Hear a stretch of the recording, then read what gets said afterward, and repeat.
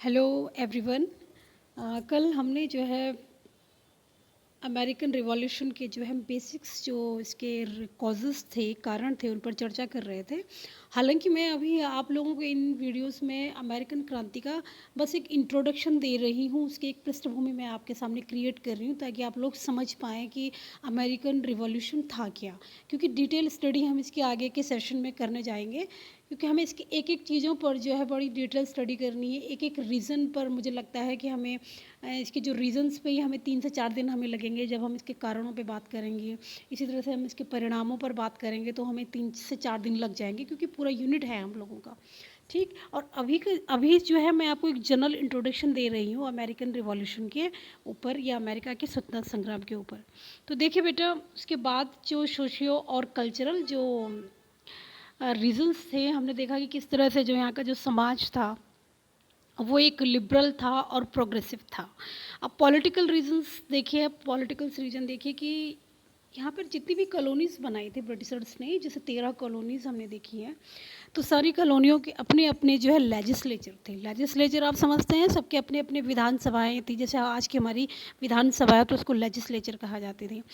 और इसमें जो है अच्छी बात ये थी कि उसी कॉलोनी के लोग चुनकर आते थे। मतलब जो उस कॉलोनी का नेटिव होगा, जो उस कॉलोनी का रहने वाला लोग था, उस उपनिवेश के रहने वाले लोग थे, वही चुनकर इस कॉलोनीज़ में आते थे लेजिस्लेचर में। लेकिन प्रॉब्लम कहाँ थी? प्रॉब्लम थी कि जो हेड ऑफ गवर्नमेंट है, जो कि गवर्नर होता था, हेड ऑफ जो गवर्नमेंट होता था, उसे ब्रिटिश पार्लियामेंट चुनती थी, appointed directly by British crown. तो इससे लोगों को क्या लगता था? हाँ, दूसरी चीज़ ये थी कि जो मिलिट्री पावर थी वो ब्रिटिशर्स के हाथों में थी, कि मतलब वहाँ पे कितने सैनिक रखे जाएंगे, किस तरह की सेना मेंटेन की जाएगी, ये सब भी जो है ब्रिटेन जो है इसको फिक्स करता था, निश्चित करता था। तो इससे लोगों को क्या लगा कि no presentation of colonies in parliament in London, कि मतलब लंदन की जो पार्लियामेंट है, संसद है, वहाँ तो हमारा कोई प्रतिनिधित्व ही नहीं है, ये इनको लगता था। ठीक। नो, इसको देखिए अब, no representation of colonies in parliament in London. ठीक। तो इन कॉलोनीज़ ने जो है वास्तव में किया थी, जो एब्सोल्यूट मोनार्की थी, मतलब जिसे कहते हैं कि जो राजशाही थी। आपको पता है कि ब्रिटेन में जो है राजशाही भी थी, हालांकि वह संसदीय परंपरा की भी शुरुआत हो गई थी, लेकिन राजशाही वहाँ पर मेंटेन थी। तो ये लोग जो है उस मोनार्की के विरुद्ध नहीं थे। मोनार्की का मतलब समझिए, उस राजशाही के विरुद्ध नहीं थे। तो एब्सोल्यूट मोनार्की का मतलब है कि इन कॉलोनीज़ में ब्रिटिशर्स का जो शासन था वो पूर्णतः जो है उनके हाथ में नहीं था। थोड़ी सी जो है कहीं ना कहीं वो लिबरल थे, शासन जो व्यवस्था थी, मतलब पूरी तरह से ऐसा नहीं था कि राजा ने जो चाहा वही होगा, ऐसा नहीं था। क्योंकि ये लेजिस्लेचर में जो है आम लोग, कॉलोनीज़ के लोग भी चुन के आ रहे थे, तो स्वाभाविक है एब्सोल्यूट मोनार्की वहाँ पर पॉसिबल नहीं थी। तो एब्सोल्यूट मोनार्की का अर्थ है पूर्णतः राजा का शासन वहाँ पर नहीं था। तो आप समझ रहे हैं कि इन लोगों का झगड़ा तो है किसी तरह से राजा से तो था ही नहीं, मोनार्की से तो था ही नहीं। बस ये लोग किस चीज़ का विरोध करते थे, किस चीज़ की डिमांड करते थे? कि ब्रिटिश पार्लियामेंट में हमारा प्रतिनिधित्व बढ़े। जब ब्रिटिश सरकार ने, क्योंकि भाई इन लोगों का कहना भी बिल्कुल सही था कि जब हमारे लिए कानून ब्रिटिश पार्लियामेंट बनाती है तो वहाँ हमारा प्रतिनिधित्व भी होना चाहिए, कि जब हमारे लिए जो कानून है वो ब्रिटिश पार्लियामेंट बना रही है तो हमारे प्रतिनिधि क्यों नहीं वहाँ पर होने चाहिए। ये इन लोगों की डिमांड थी, लेकिन इसकी अनुमति जो है इन कॉलोनी के लोगों को थी ही नहीं।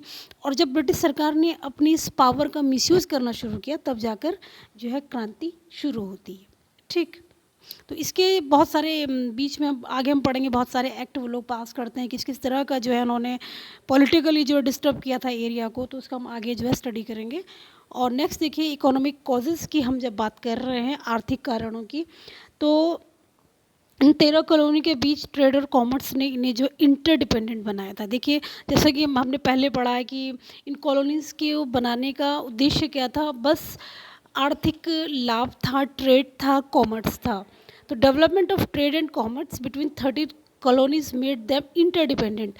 तो ये जो ट्रेड और कॉमर्स था, न सिर्फ ब्रिटेन और इस कॉलोनीज़ के बीच हो रहा था, बल्कि ये जो कॉलोनीज़ था इनके बीच आपस में भी शुरुआत हो गया था। क्योंकि ये जो कॉलोनीज़ थी कुछ जो है पहाड़ी इलाके में थी, कुछ मैदानी एरिया में थी, तो और कुछ ऐसे जगहें थी जहाँ पर जो है मशीनें और आधारभूत जो संरचनाएं थी, इंफ्रास्ट्रक्चर था वो मजबूत था। तो होता क्या था कि कई कॉलोनीज़ जो है कच्चा माल उठा के जो है दूसरे कॉलोनीज़ में भेजती थी। तो इस तरह से जो है एक इंटरडिपेंडेंट जो है इन लोगों की अर्थव्यवस्था जन्म ले चुकी थी। तो व्यापार पहले इंग्लैंड और कॉलोनी के बीच हो रहा था, लेकिन धीरे धीरे कॉलोनी के बीच आपस में भी व्यापार होने लगा। दक्षिण में कॉटन हो रहा था तो उत्तरी अमेरिका में मशीनें थी, इसलिए इंटरडिपेंडेंसी व्यापार जो है शुरू हुआ। और धीरे धीरे इनमें ये भावना आने लगी कि हम एक हैं, कि हम सारी कॉलोनीज़ एक हैं, और हमारी प्रोग्रेस में अगर कोई रोक लगाता है तो वह है ब्रिटेन। ठीक, कि हमारी प्रोग्रेस को अगर कोई रोकने वाला है तो वह है ब्रिटेन। लोग फ्री ट्रेड चाहते थे जिसे ब्रिटेन रोक रहा था। अब हम देखते कई तरह के नेविगेशन एक्ट जो है इस समय ब्रिटेन ने लागू किए थे इन कॉलोनीज़ पर, जिससे जो पूरा जो ट्रेड एंड टैरिफ था, ट्रेड एंड कॉमर्स था, वो ब्रिटेन के पक्ष में होता चला जा रहा था। तो इन लोगों के अंदर वो एकता की भावना आई। ठीक, और ये जो लिबरल आइडियाज़ थे, वैसे हमने पढ़ा कि जो सोसाइटी थी वो लिबरल थी, प्रोग्रेसिव थी। तो ये इस तरह की जो आइडिया थी वो भी कहीं ना कहीं जो इकोनॉमी को इफेक्ट कर रही थी, अर्थव्यवस्था को प्रभावित कर रही थी। लोग फ्री ट्रेड चाह रहे थे, ब्रिटेन रोक रहा था। मेटलिस्टिक और इंडिविजुअलिज्म पर काफ़ी यहाँ पर जो है हावी हो गया था। अब ये मेटलिस्टिक का मतलब है एक